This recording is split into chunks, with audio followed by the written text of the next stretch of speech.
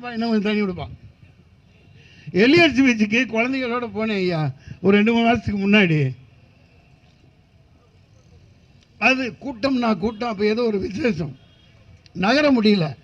எனக்கு கொஞ்சம் அப்பப்போ உச்சா வரும், கொஞ்சம் சுகர் வந்துட்டனால நானும்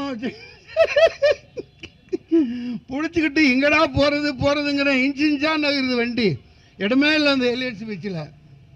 கடைசியில் ஒரு பங்களா கதவு திறந்துருந்துச்சு எலியட்ஸ் பீச்சில். முடியல, உச்சா போக முடியல.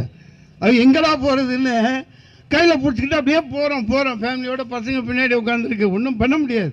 இறங்கலான்னா மக்கள் கூட்டம், எள்ளு போட இடம் இல்லை. ஒரு பெரிய பங்களா பீச் ஓரமாக இருந்துச்சு. ஆகான்னு வண்டியை உள்ளே விட்டேன். யாரும் இல்லை, மரங்களாக இருந்துச்சு. போய் நல்லா உச்சா போயிட்டு திரும்ப துப்பாக்கியெல்லாம் வச்சுட்டு ஒருத்தர் வந்துக்கிட்டு இருக்கான். நல்ல வேலை இந்த ஏய் கோனே, இது கவர்னர் பங்களா, நீ எப்படி உள்ள வந்த? நல்ல வேலை உச்சா போனதை பார்க்கல.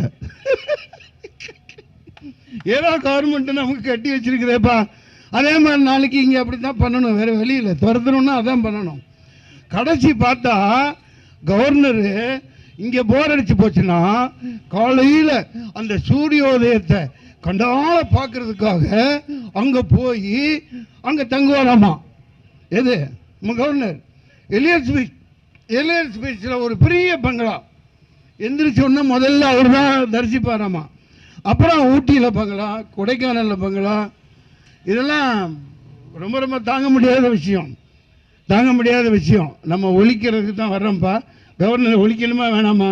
இதெல்லாம் சொன்னால் தானே. நம்ம காசை ஆட்டையை போட்டுட்டு நாதாரி வெக்கால் என்னென்ன தக்காளி என்னென்ன அநியாயம் பண்ணிட்டு இருக்கானுடா. ரொம்ப ஓவராக போயிடுச்சு. தமிழ்நாடு அரசு அடுத்து கண்டிப்பாக இதை இந்தியா முழுமைக்கு செயல்படுத்தணும். இந்தியா முழுமைக்கு முதல்ல இது 2029 வரைக்கும்லாம் இந்த ஆட்சி நடக்காது, மக்கள் நடத்த விட மாட்டாங்க. அப்படி ஒரு மக்கள் விரோத கேவலமான ஒரு மதவாதம்னு சொல்ல முடியாது, மடச்சாம்பிராணி ஆட்சி. போய் எனக்கு போய் மொட்டை குண்டியா ஒன்றுமே இல்லாமல் உட்காந்துருக்காரு. அவர் கீழே போய் விழுந்து எழுந்திரிச்சுக்கிட்டு வர்றாரு. இவர் என்ன படிச்சிருக்காரு? இந்த பெரியார் மண்ணில் தமிழ்நாடு தான் இந்தியாவை நாளைக்கு வழி நடத்தணும். இந்த போலி ஜனநாயகத்தை ஒழிக்கணும்.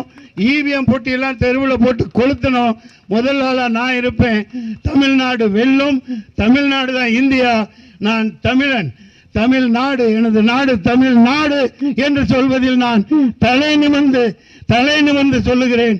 இந்த ஆயிரக்கணக்கான போராளிகள் அதை முன்னெடுப்பார்கள் என்று கூறி இந்த வாய்ப்புக்கு நன்றி கூறி நான் விடைபெறுகிறேன். ஆனால் நிறைய நடத்த வேண்டியது இருக்கு, போராட்டங்கள் நடத்த வேண்டிய